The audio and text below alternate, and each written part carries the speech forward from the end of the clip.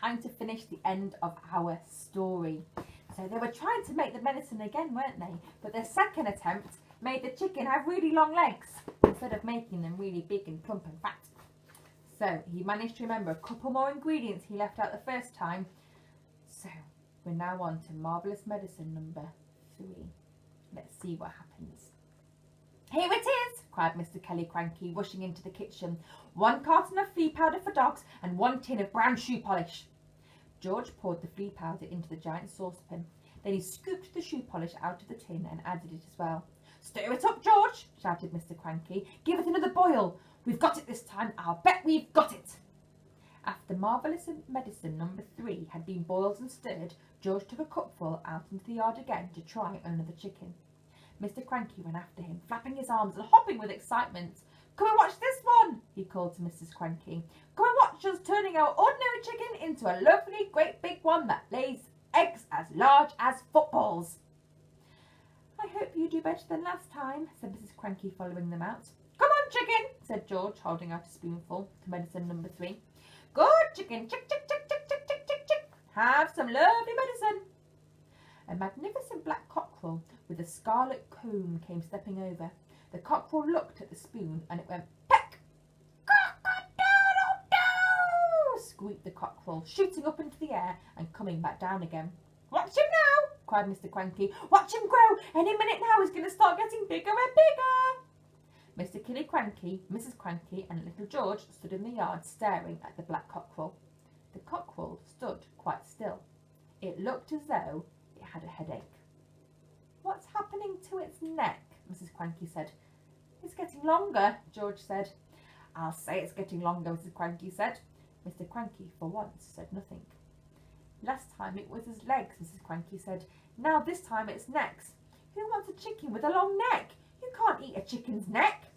But it was an extraordinary sight. The cockerel's body didn't grow at all, but the neck was now 6 feet long. All right, George, Mr. Cranky said. What else have you forgotten? I don't know, George said. Yes, you do, Mr. Cranky said. Come along, boy, think. There's probably just one vital thing missing and you've got to remember it. I put in some engine oil from the garage, George said. Did you have that on your list? Eureka, said Mr. Cranky. That's the answer. How much did you put in? Half a pint, George said. Mr. Cranky went to the garage and found another half pint of oil. And some antifreeze, George called after him. I sloshed in a bit of antifreeze. Back in the kitchen once again, George and Mr. Cranky watching him make this exciting saucepan of dreams. Boil it up again, said Mr. Cranky. Boil it up and stir it. George boiled it up and stirred it. You'll never get it right, said Mrs. Cranky. Don't forget, you don't just have the same things, but you also have to have the exact same amount of those things. And how you can possibly do that, I don't know. Keep out of this, said Mr. Cranky. We're doing fine. We've got time. You see if we haven't. This was George's Marvellous Medicine number 4, and when it had boiled for a couple of minutes, George stirred once again and carried out a cupful to the yard. Mr. Cranky ran after him. Mrs. Cranky followed more slowly. You're going to have some mighty weird chickens around here if you go on like this, she said. Dish it out, George, cried Mr. Cranky. Give it a spoonful. Come on, the one over here. He pointed to a brown hen. George knelt down and he held the spoon out with the new medicine in it. Chick, chick, he said. Try some of this. The brown hen walked over and looked at the spoon and then peck! Ouch, it said. Then a funny whistling noise came out of its beak. Watch it grow, shouted Mr. Cranky. Don't be too sure, said Mrs. Cranky. Why is it whistling like that? Keep quiet, woman, said Mr. Cranky. Give it a chance. They stood there staring at the brown hen. It's getting smaller, George said. Look at it, Dad, it's shrinking. And indeed it was. In less than a minute, the hen had shrunk so small it was not much bigger than a new hatched chick. It looked ridiculous. There's still something you've left out, Mr. Cranky said. Oh, I can't think what it could be, George said. Give it up, Mrs. Cranky said. Pack it in, you'll never get it right. Mr. Cranky looked very forlorn. George looked pretty fed up too. He was still kneeling on the ground with a spoon in one hand and a cupful of medicine in the other. The ridiculous tiny brown hen was walking slowly away. At that point, Grandma came striding to the yard. From her enormous height, she glared down at the three people below her and she shouted, "What's going on around here then? Why hasn't anyone bought me my morning cup of tea yet? It's bad enough having to sleep in the yard with these rats and mice, but I'll be blowed if I'm going to starve as well. No tea, no eggs, no bacon, no buttered toast." "Oh, I'm sorry, Mother," Mrs. Cranky said. "We've been terribly busy. You'll get something right away." "Let George get it, the lazy little brute," Grandma shouted. Just then the old woman spotted a cup in George's hand. She bent down and peered into it. She saw that it was full of brown liquid. It looked very much like tea. "Ho-ho!" she cried. "Ha-ha! So that's your little game, is it? You look after yourself all right, don't you? You make quite sure you've got a nice cup of tea in the morning, but you don't think to bring one to your poor old grandmother. I always knew you were a selfish pig." "No, Grandma," George said. "That isn't—" "Don't lie to me, boy!" the enormous old hag shouted. "Pass it up here this minute." "No," cried Mrs. Cranky. "No, Mother, don't. That's not for you." "Now you're against me too," shouted Grandma. "My own daughter trying to stop me having my breakfast, trying to starve me out." Mr. Cranky looked up at the whole horrible woman, and he smiled sweetly. "Of course it's for you, Grandma," he said. "Take it and drink it while it's nice and hot." "Don't think I won't," Grandma said, bending down from her great height and reaching out with the cup. "Hand it over, George." No, Grandma," George cried out, pulling the cup away. "You mustn't. You're not to have it." "Give it me, boy," yelled Grandma. "Don't," said Mrs. Cranky. "That's George's Mavellous." "Everything's George around here," shouted Grandma. "George this, George that. I'm fed up with it."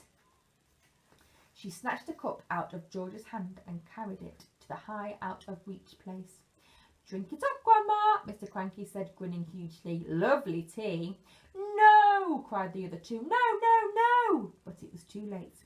The ancient beanpole had already put the cup to her lips, and in one gulp she swallowed everything that was in it. "Mother," wailed Mrs. Cranky, "you've just drunk 50 doses of George's Marvellous Medicine, number 4, and look what one tiny spoonful did to that one brown hen." But Grandma didn't even hear her. Great clouds of steam were already pouring out of her mouth, and she was beginning to whistle. "This is going to be interesting," Mr. Cranky said, still grinning. "Now you've done it," cried Mrs. Cranky, glaring at her husband. "You've cooked the old girl's goose." "I didn't do anything," Mr. Cranky said. "Oh, yes, you did. You told her to drink it." A tremendous hissing sound was coming from above their heads. Steam was shooting out of Grandma's mouth and nose and ears and whistling as it came. "She'll feel better after she's let off a bit of steam," Mr. Cranky said. "She's going to blow up," Mrs. Cranky wailed. "Her boiler's going to burst." "Stand clear," Mr. Cranky said. George was quite alarmed. He stood up and ran a few paces back.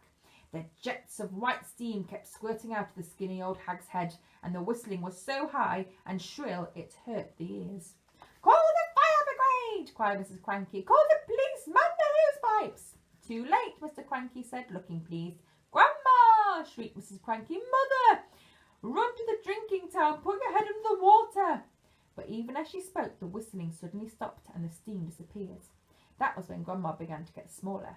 She had started off with a head as high as the roof of the house, but now she was coming down fast. "Watch this, George," said Mr. Cranky, shouting, hopping around the yard and flapping his arms. "Watch what happens when someone's had 50 spoonfuls instead of 1.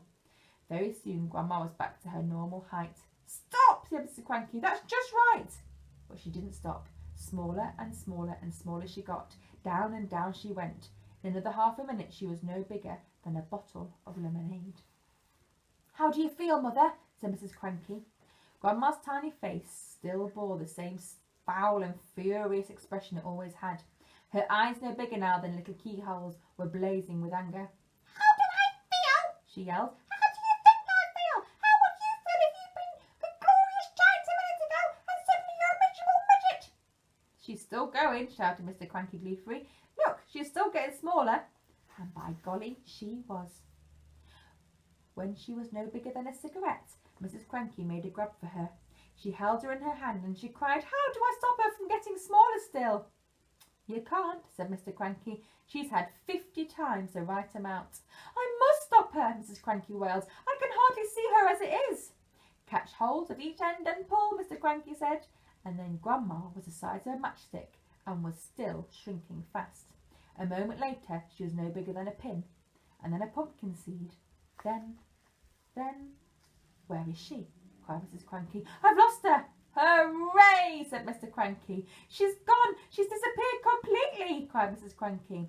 That's what happens if you're grumpy and bad-tempered, said Mr. Cranky. Great medicine again, George. George didn't know what to think. For a few minutes, Mrs. Cranky kept wandering around with a puzzled look on her face, saying, Mother, where are you? Where have you gone? Where have you got up to? How can I find you? But she calmed down quite quickly, and by lunchtime she was saying, Oh, well, I suppose it's for the best, really. She was a bit of a nuisance around the house, wasn't she? Yes, Mr. Cranky said, she most certainly was. George didn't say a word. He felt quite trembly. He knew something tremendous had taken place that morning. For a few brief moments he had touched with the very tips of his fingers the edge of the magic world. Do, do, do. So George couldn't remake his medicine, but he did manage to get rid of that nasty grandma. I hope you've enjoyed me reading Roald Dahl's George's Marvellous Medicine. It's quite a strange one, but a great one. I'll see you next week for another new story. Bye.